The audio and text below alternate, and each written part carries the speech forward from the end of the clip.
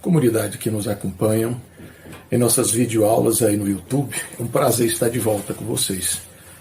Hoje nós vamos tratar de uma temática muito recorrente nas relações comerciais, mas principalmente no âmbito da administração pública direta, que é constituída por meio dos entes federativos, a União, os estados, o Distrito Federal, municípios, as suas autarquias, fundações e também o poder legislativo e o poder judiciário neste âmbito.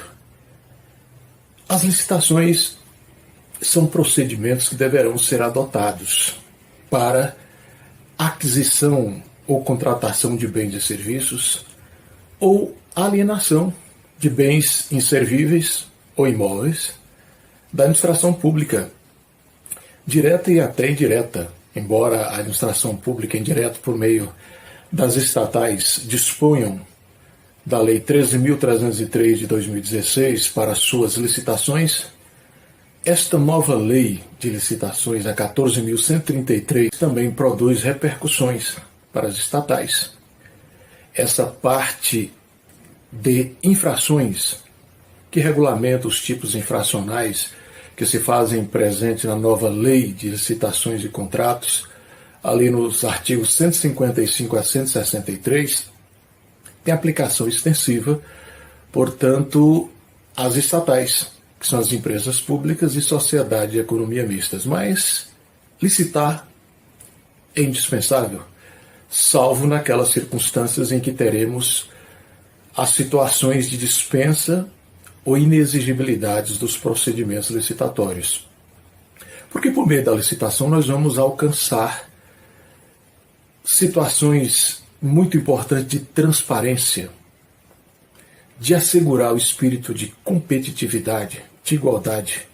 Há uma rica principiologia que se aparece aí no artigo 5º da nova lei de licitações e contratos, exatamente para que esses princípios possam trazer os seus norteamentos, as suas interpretações. Eles estão lá, herdando parte daquilo que já estava no artigo 37 da Constituição Federal, que define licitações no inciso 21 como esse procedimento que deve ser adotado para alcançar a melhor proposta em prol da administração pública numa contratação de bens e serviços ou de alienação de bens inservíveis ou de imóveis, por meio das modalidades de licitações que nós temos hoje aí dentro dessa legislação. Mas o processo licitatório ele não está preso apenas a esse ideário de se alcançar a melhor proposta para a administração pública. Certamente esse é o ponto central que se busca alcançar, mas em torno disso também gravita o aspecto de evitar o sobrepreço, preços inexequíveis, assegurar uma disputa justa, o espírito de competitividade, dentre outras circunstâncias. Mas como falávamos, a licitação está no momento crucial em que gestores administrativos sabem da importância de resguardar a melhor transparência nesses processos, porque as verbas públicas saem do erário. É daí, por meio do pagamento de tributos elevadíssimos, que esses valores chegarão ao Estado, por meio da União, os estados, o Distrito Federal, municípios, suas autarquias, fundações, para que a máquina pública possa funcionar. E essa gestão tem o dever de fazer a melhor administração desses valores, empregando da forma mais correta, transparente, até porque sabe que haverá controle interno e controle também externo desses atos e procedimentos que serão praticados nesse âmbito da administração pública. Mas a Lei 14.133 de 2021, além desse campo de aplicação que nós começamos a abordar aqui, falando que se dá em relação à administração pública direta por meio dos seus entes federativos, fundações, autarquias, ela também atinge os fundos especiais e as empresas controladas. Há que se esclarecer que diversas instituições públicas possuem fundos especiais de previdência, por exemplo, e esses fundos especiais, que são valores arrecadados para assegurar posteriores aposentadorias de servidores, para que eles não fiquem ali paralisados, é criada uma comissão administrativa ou uma pessoa jurídica para administrá-los. E quando eles forem administrados no sentido de investir esses valores desses fundões especiais, para que esses valores principalmente não sejam desvalorizados, deve-se adotar o procedimento licitatório e de contratações regido por meio dessa Lei 14.133 de 2021. Da mesma forma, nós encontraremos empresas rotuladas por controladas. Controladas porque haverá uma pessoa jurídica de direito público interno que exercerá um controle majoritário das ações dessas empresas controladas. E ao exercerem esse controle majoritário, todos os negócios, transações, aquisição de bens e serviços, contratação de obras que essas empresas controladas forem fazer, elas também deverão adotar os procedimentos licitatórios dessa Lei 14.133 de 2021. É o que está previsto aí no artigo 1º da Lei Nova de Licitações e Contratos.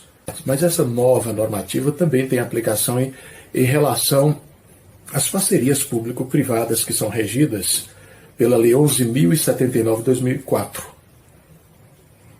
Há um destaque nesse sentido dessa nova lei de licitações, que traz o entendimento que, de forma subsidiária ou até complementar, os dispositivos dessa lei serão aplicados para essas novas parcerias público-privadas, que, embora elas já tragam essa Lei 11.079 de 2004, nada impede que dispositivos que existam na nova Lei de Licitações e Contratos, de forma subsidiária ou até complementar, possam ser aplicadas no contexto dessas parcerias público-privadas, e a nova lei não veio com esse propósito de suprimir ou retirar o procedimento licitatório dessas parcerias público-privadas, costumeiramente adotadas pela União, Estados e municípios, que estão entabulando parcerias com o terceiro setor, onde possui aí ONGs,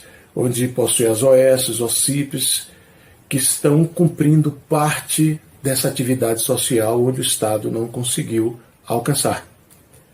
Mas resta bem claro que o procedimento licitatório próprio dessa legislação 11.079 de 2004 continua em pleno vigor, e naquilo que não for possível encontrar dispositivos para suprir as necessidades é que irão buscar na Lei 14.133 de 2021. Lá no artigo 4º dessa Lei 14.133 de 2021, nós vamos encontrar também destaques no tocante às microempresas e empresas de pequeno porte. Essas empresas já possuem regra própria também, que nós sabemos, que é a Lei 123, a Lei Complementar 123 de 2006. O legislador faz uma excepcionalização desse particular, dizendo que as empresas de pequeno porte e as microempresas poderão participar de processos licitatórios, mas o artigo 4º dessa legislação, nos seus incisos 1 e 2, tratam de algumas excepcionalizações que devem ser seguidas. Por exemplo, se o valor estimado para as contratações de bens e serviços alcançarem um teto superior a 4.800.000, que é a receita máxima dentro do orçamento que é utilizado como parâmetro para adequação na legislação de uma empresa de pequeno porte, elas, portanto, não poderão participar desse processo licitatório, E o legislador assim o faz porque há muitos benefícios que são concedidos a essas empresas de pequeno porte e microempresas, principalmente nessa questão de desempate. Quando numa licitação estivermos dentro de propostas e lances que houve o empate, o critério de desempate será sempre, por exemplo, mais favorável às empresas de pequeno porte, às microempresas. E, portanto, se os valores para aquisição de bens e serviços estimados superarem esse teto de receitas brutas máximas que são adotados como parâmetro para a adequação de uma empresa de pequeno porte ou microempresa, elas estarão afastadas desse processo licitatório. Quando se faz o levantamento histórico evolutivo das licitações, nós vamos encontrar um recorte histórico evolutivo tratando do evento chamado vela em prego. Narram os historiadores que, nos meados do período medieval, enquanto a vela estivesse acesa, os licitantes, ofertantes de propostas, estariam fazendo ou articulando as suas propostas, oferecimentos de lance. Apagadas as chamas dessa vela, era hora, deste modo, de analisar e julgar qual a proposta vencedora. Então, há esse recorte muito importante das primeiras noções históricas que se tem do processo licitatório, que está assentada nesta notação de vela e prego ocorrido nos meados do período medieval.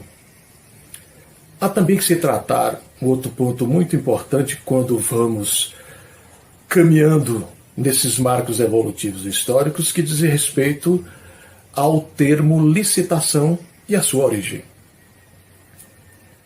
O termo licitação, por mais que relacione ele a uma perspectiva de lícito, que vem de liceidade ou legalidade, mas o termo licitação é de origem latina, que vem da expressão licitatione, que significa arrematar por leilão.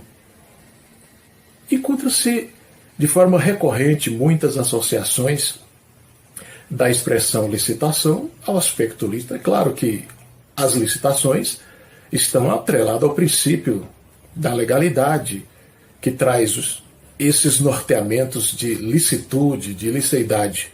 Mas a origem do vocábulo vem da expressão latina licitatione, que significa arrematar por leilão. Nós ainda vamos encontrar muitos recortes históricos evolutivos sobre licitação, que certamente o campo mais recheado de dados e informações que se encontra na história situa-se na velha França. É claro, nos meados do século XVIII. Ali tivemos a figura do conde ou barão de Gérando, que era o reitor de uma faculdade, e por essa oportunidade ele fez a inserção do curso de Direito Administrativo numa de suas grades. E ali nascia, portanto, a autonomia dessa disciplina, dessa ciência, com seus postulados. E a partir daí, é claro, houve uma ampliação para outros cursos, seja como disciplina autônoma ou como o próprio curso do Direito Administrativo. Houve ainda um outro evento muito importante aí na França, que foi a Summa Diviso, que terminou trazendo essa dissociação do direito administrativo da área privada para a área pública, que foi um momento muito importante, porque os seus postulados, seus princípios, seus regramentos estão todos eles voltados para esse contexto da área pública. Mas ainda há um outro recorte que sempre é narrado pelos historiadores dessa evolução das licitações e do direito administrativo, que trata-se do caso da menina Agnes Blanco, que em determinada época uma carruagem do governo francês atropelou essa menina Agnes Blanco, e o seu pai foi à justiça em busca das reparações civis necessárias. E a partir desse evento ficou, portanto, assentada a ideia da responsabilidade civil objetiva do Estado. Essas questões todas de direito administrativos, na França, eram julgadas pelos evento chamado contencioso administrativo, porque lá nós temos uma dualidade de julgamentos pelos tribunais. Há um tribunal que julga as questões de ordem civil, penal, processuais, mas há um outro tribunal para julgar as questões de ordem meramente administrativas, bem diferente do que se dá aqui no país, no Brasil, em que a jurisdição é una. Nós vamos até encontrar em nosso país situações curiosas nesse particular, porque encontramos a justiça desportiva, que tem ali seus tribunais, assim como os tribunais de conta da União, dos estados, dos municípios, mas eles não compõem a estrutura do Poder Judiciário no país. Então as decisões deles são de ordem meramente administrativa e não fazem coisa julgada.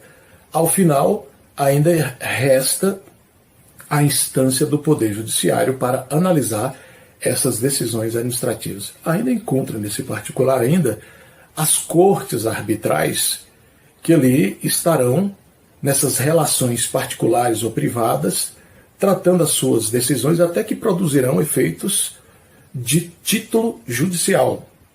Mas o Poder Judiciário também poderá reanalisar essas decisões e julgados feitos nesse particular.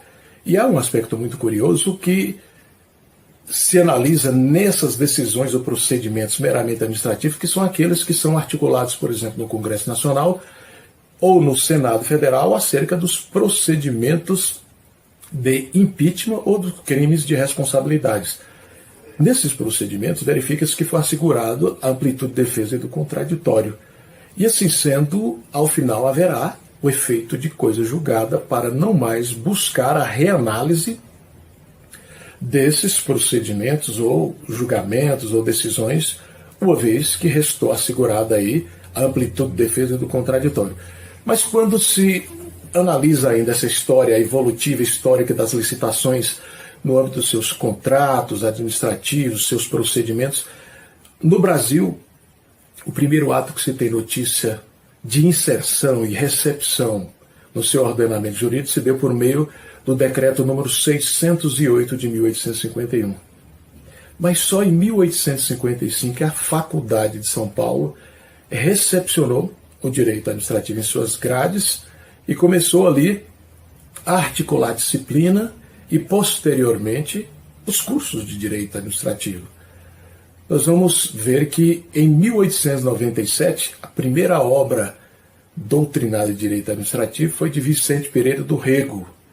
Mas também nós vamos encontrar uma passagem nas 8 constituições brasileiras que nós temos sobre esse direito administrativo. Ele se faz presente de forma muito significativa em 3 constituições, que é a Constituição de 1891, a Constituição de 1934 e a Constituição de 1988. Em 1891, o Brasil tinha uma réplica da Constituição americana. E esse trabalho foi feito pelo jurista do século Rui Barbosa. E o recorte importante dessa Constituição é o aspecto liberal, que foi importante sobremaneira para sedimentar e estruturar definitivamente os postulados, procedimentos e estrutura do direito administrativo no país. Depois, em 1934, nós vamos encontrar a nossa terceira Constituição, que é uma Constituição democrática, mas foi uma réplica daquela Constituição alemã de Weimar, símbolo da democracia. Às vezes os olhos voltam para a Alemanha nessa perspectiva de analisar sempre o nazismo, mas o nome democrático que se tem lá e que se deve sempre estar recordando é Weimar. E o Brasil, em 1934, trouxe essa réplica daquela Constituição, e no bojo dela nós vamos encontrar a estrutura do Estado Democrático Social.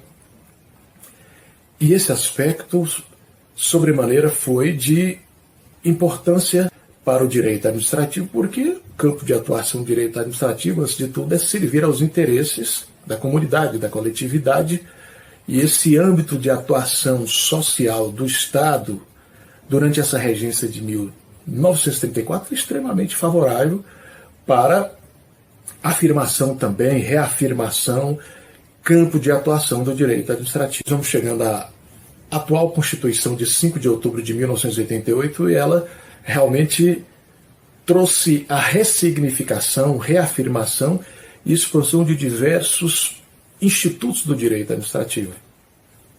Aí no artigo 37 da Constituição, que trata da administração pública, exaltando inicialmente os seus princípios regedores da legalidade, impessoalidade, moralidade, publicidade, eficiência, trata também do conceito de licitação. Traz uma abordagem sobre os serviços públicos, a responsabilidade civil objetiva no âmbito da administração pública, mas o direito administrativo se louva de suas fontes legais e exógenas. As fontes legais, por excelência, nós vamos encontrar a lei atual 14.133 de 2021. Ela não veio revogar de plano as anteriores legislações que tratavam sobre as licitações e contratos. O propósito dessa lei veio unificar todos esses procedimentos licitatórios e contratuais de direito administrativo que existiam na anterior lei 8.666 de 93, a antiga lei do pregão 10.520 de 2002, a lei do RDC 12.462 de 2011. Então, o que se observa hoje, segundo a orientação do legislador, é que essas normativas ainda poderão ser utilizadas por mais 2 anos, desde que o ato que for utilizado traga isso no seu bojo. Seja o edital, contratação direta, que venha utilizar, ressalte, deixe bem caracterizado que a normativa que irá vigorar será, por exemplo, a lei do pregão, 10.520 de 2002, ou a lei do RDC, de regime diferenciado de contratações, 12.462 de 2011, ou a lei 8.666 de 93. O que não se pode e nem se deve é querer fazer uma miscelânea, uma junção destas normativas. 8.666 de 93, 12.462 de 2011 e a lei do pregão 10.520 de 2002, com os atuais dispositivos da lei 14.133 de 2021. Ou aplica as leis que já estavam existindo anteriormente, ou aplica os dispositivos da nova lei. Aliás, deve-se aqui registrar também que os dispositivos infracionais que existiam na Lei 8.666 de 93, ali nos artigos 89 a 108, já foram revogados de plano. Até porque a nova Lei 14.133 de 2021 entrou em vigor imediatamente. E o que ela revogou imediatamente foi esses dispositivos infracionais da Lei 8.666 de 93, que estão ali nos artigos 89 a 108. Então, de imediato, todo e qualquer regramento infracional que nós temos nesse contexto de licitação e contratos se fazem presente nos artigos 155 a 163 da Lei 14.133 de 2021. É claro que nós temos penalidades contra a administração pública previstas no Código Penal: peculato, corrupção ativa, passiva, concussão, advocacia administrativa, prevaricação e dentre tantos outros procedimentos, penalidades que nós temos no Código Penal, sem prejuízo da lei de improbidade administrativa que rege aí dispositivos nesse particular. Mas ainda analisando esses procedimentos que a nova lei vem trazer nesse universo das licitações e contratos, há que se distinguir. Contratos não podem ser confundidos com licitações. Licitações são um antecedente lógico para que, realizado todo um procedimento licitatório, ao final se possa culminar com a estrutura ou confecção de um contrato. Mas nem sempre isso acontece. Por isso é exaltado como um antecedente lógico. A licitação é dever, é obrigação do gestor público fazer dentro daquelas circunstâncias onde não estejam prevista hipótese de dispensa ou inexigibilidade de licitação.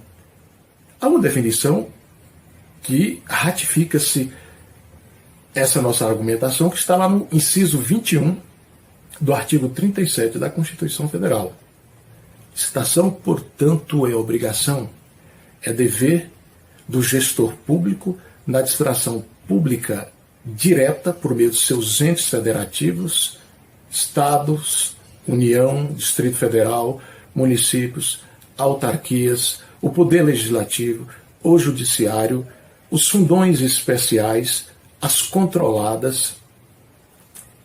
Todas elas deverão adotar para as contratações de bens e serviços ou para a venda, alienações de bens inservíveis, bens móveis inservíveis, ou vendas de imóveis, o procedimento licitatório. Essa é a regra. O contrato pode ser até optativo. O contrato que a administração pública entabula, ele depende do manifesto da parte contrária. Não é como o ato administrativo que tem aquele aspecto de coercibilidade, imperatividade, autoexecutoriedade. Não, o contrato depende dessa bilateralidade, desse manifesto da outra parte em dizer assim, quero, admito, aceito. A licitação, portanto, é dever, é exigência imposta por lei.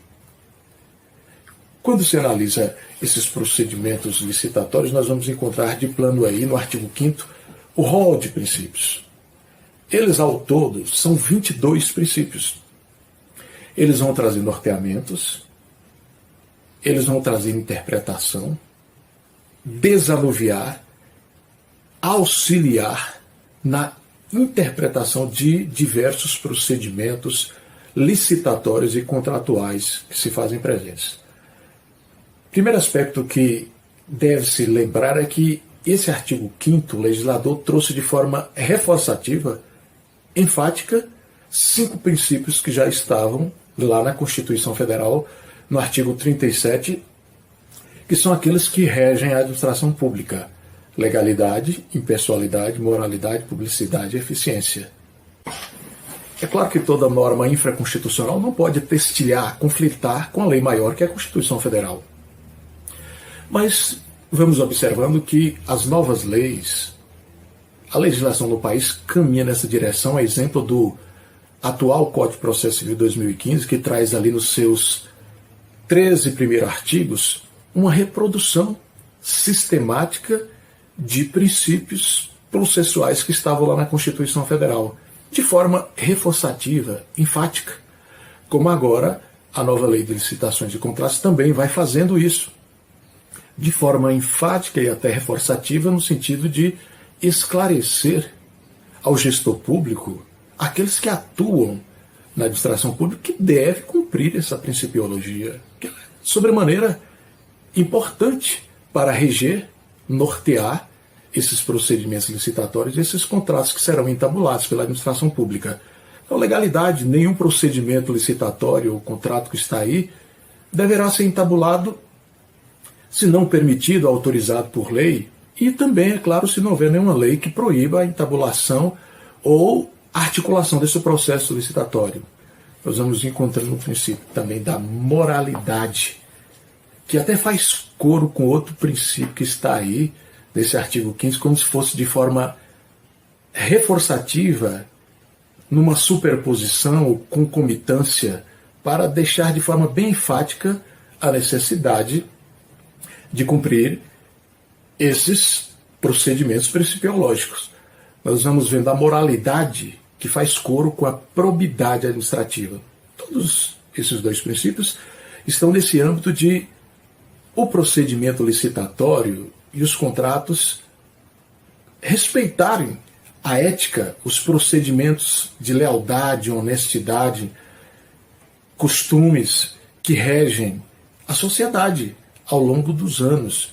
Então, essa lealdade, honestidade, éticas, princípios morais devem estar norteando esses procedimentos licitatórios e contratos que posteriormente serão entabulados.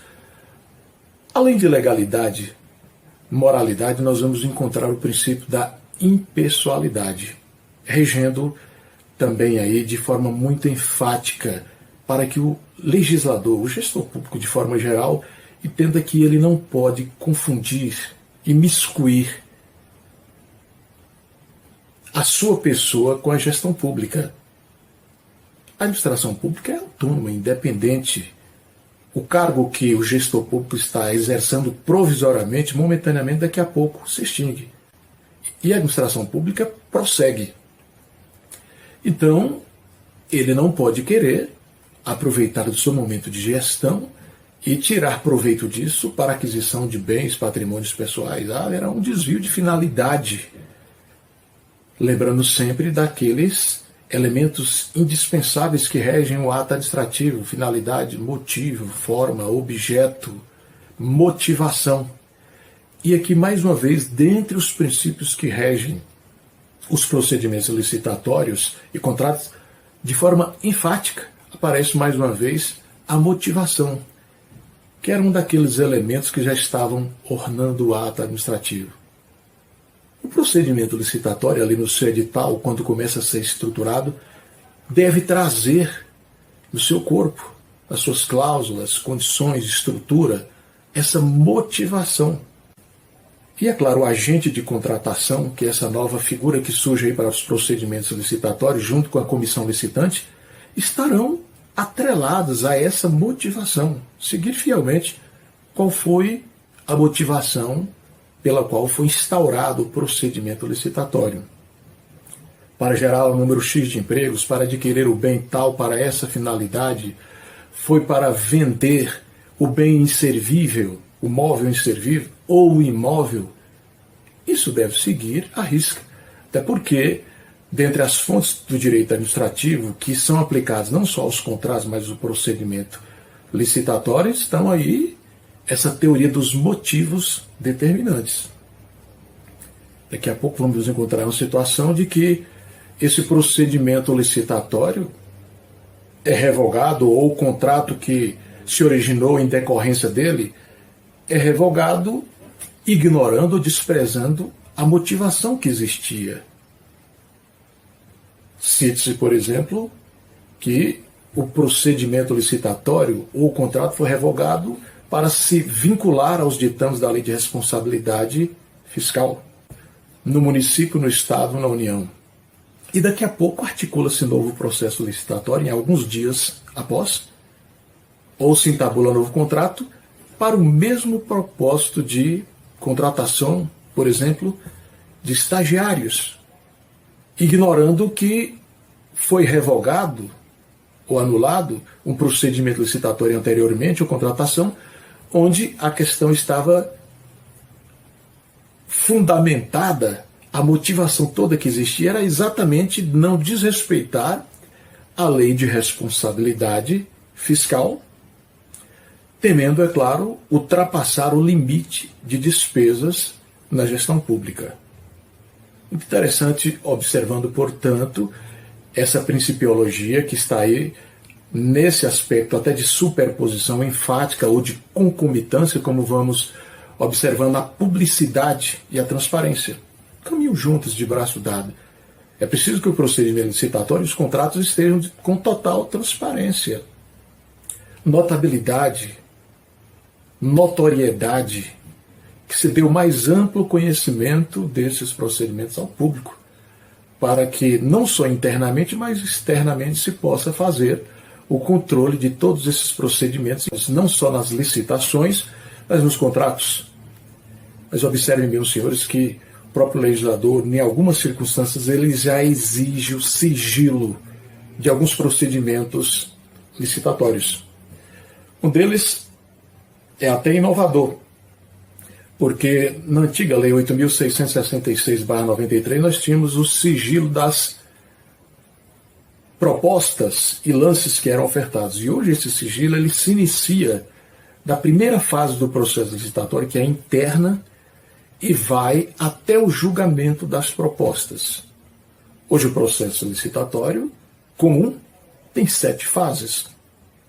Primeira fase interna, ali onde se discute a estruturação do edital, as suas cláusulas, as condições, rascunha o posterior contrato que poderá ser entabulado, faz um aporte lá no orçamento de levantamento dos valores que seriam articulados para pagar os bens, serviços que serão contratados, E logo após essa primeira fase interna, a segunda fase, que é externa, é a publicação do edital.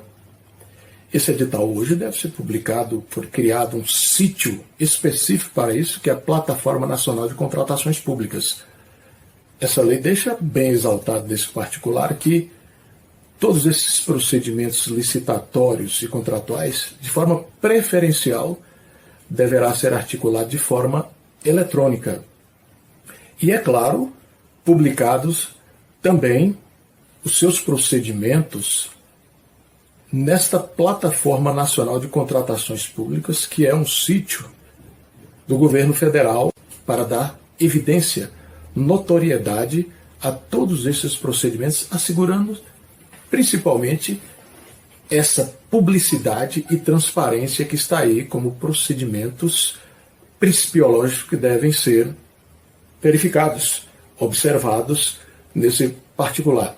Mas, como dizíamos, há uma exceção a essa publicidade e transparência porque há agora um sigilo exigido e esse sigilo é muito importante até para resguardar os interesses dos concorrentes nessa licitação. Outros princípios que se afiguram aí nesse rol do artigo 5º da Lei 14.133 de 2021 são exatamente a igualdade e competitividade. Portanto, quando se inicia o sigilo nessa fase interna da licitação, que vai passando pela publicação do edital, que passa pela terceira fase, que é o oferecimento de lances e propostas, depois vai a quarta fase, que é o julgamento dessas propostas e lances, esse sigilo é indispensável para assegurar a igualdade de competição e, é claro, a própria competitividade, que é um novo princípio reforçativo que está aí. Amplitude de um maior número de competidores. Vamos analisando que lá na lei anterior, 8.666 de 93, havia um equívoco. Antes, o gestor público fazia uma avaliação pessoal desses licitantes, proponentes, antes mesmo de fazer o julgamento das propostas oferecidas. É como se criasse um critério subjetivo para dizer assim, vamos escolher quem serão os futuros parceiros da administração pública. Essa excrescência e esse equívoco foram extirpados. Agora, como viram os senhores, há uma inversão. Inicia-se na fase interna, que é a primeira, do processo licitatório, vai para a segunda fase a publicação do edital, a terceira fase o oferecimento de lances de propostas, depois a quarta fase o julgamento dessas propostas. Numa quinta fase nós teremos a habilitação documental, que é o momento em que os licitantes, os ofertantes poderão trazer os documentos exigidos pelo edital, certidões negativas cíveis, criminais, administrativas, mostrando de uma vez por todas que atende às exigências do edital, que não tem nenhuma restrição ao seu nome, tanto na Receita Federal, Estadual, Municipal e assim por diante. E após essa quinta fase de habilitação, haverá um momento recursal. E depois do momento recursal, a última fase de homologação e adjudicação ao eventual vencedor desse processo licitatório. Esclareça-se, portanto, que nessa fase recursal também desse procedimento licitatório de rito comum que tem essas 7 fases, porque nem todas as modalidades de licitações passarão por essas 7 fases. Por exemplo, o leilão não tem essa fase de habilitação documental. Vamos analisando também o diálogo competitivo, que tem todo um procedimento especial diferenciado. Então há hoje o chamado procedimento comum, que tem essas 7 fases, mas haverá a possibilidade de procedimentos especiais dentre as outras modalidades e situações. Nós temos a concorrência, o leilão, o pregão, o concurso e o diálogo competitivo. Reconhece-se que esse procedimento comum de 7 fases, ele será utilizado pela concorrência, por regra, que passará então por essas fases ou etapas que nós estamos dizendo aí. Curiosamente, houve inovações nesta 6ª fase chamada recursal. Ela agora é uma fase una, como herança que veio lá de todo o sucesso que obteve no pregão, regido pela Lei 10.520 de 2002. Nós tivemos duas heranças que foram incorporadas nessa nova Lei 14.133 de 2021, e uma delas foi essa fase una recursal, e a outra a inversão dessas fases ou etapas na licitação, que agora se faz inicialmente o julgamento das propostas e ofertas e não mais a habilitação documental dos licitantes. Duas heranças muito importantes. E aí, neste rol de fase una recursal, como herança do pregão, nós vamos verificar que isso se deu, muito importante, não só para evitar perda de tempo, houve uma economia processual, porque antes os recursos eram levantados na fase interna do processo licitatório, depois na publicação do edital, depois de propostas na terceira fase, e depois na fase... Enfim, agora os recursos deverão ser interpostos aí nesta sexta fase chamada recursal. E a lei já traz quais são as circunstâncias ou hipóteses para o levantamento desses recursos. É dela quando houver extinção do contrato oriundo desse processo licitatório. A outra quando tivermos revogação ou anulação do processo licitatório. E hoje a nova lei traz essa possibilidade do gestor revogar ou anular. A revogação dar-se-á por conveniência de forma discricionária, conveniência ou oportunidade de forma discricionária, o gestor público poderá revogar simplesmente o procedimento licitatório, dizendo não há mais interesse da administração pública em adquirir esse bem, contratar essa obra ou esse serviço, e simplesmente decreta o seu ato de revogação.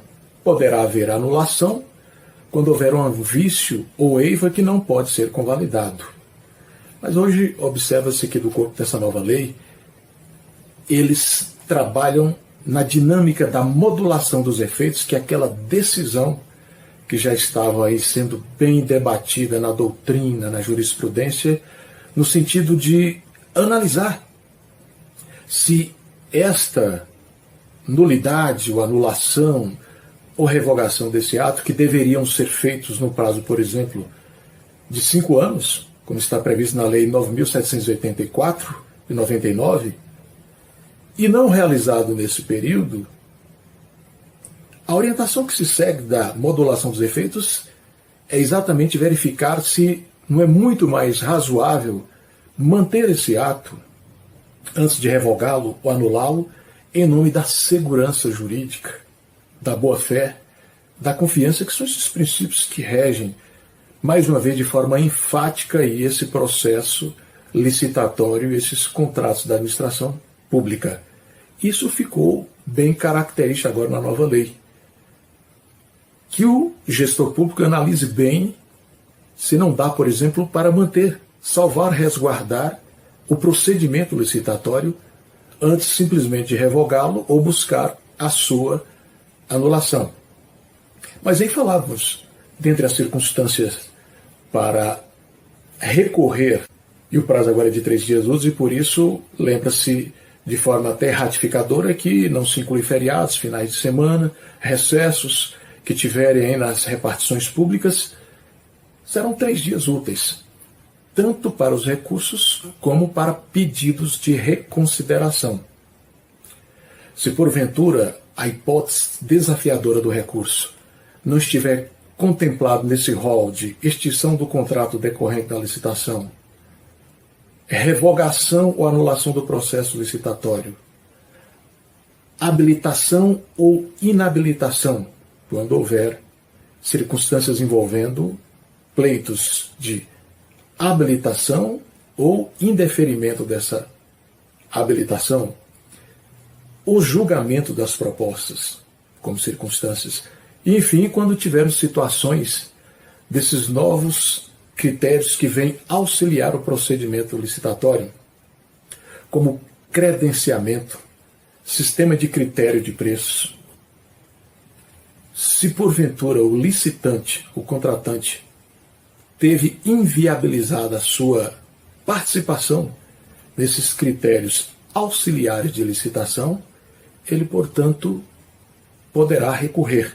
Mas e se as circunstâncias não estão adequadas entre essas? Ele poderá se louvar desse sucedâneo recursal, que é o pedido de reconsideração, trazer outras circunstâncias que não estão por aí e articular o seu pedido de reconsideração no prazo também de 3 dias úteis.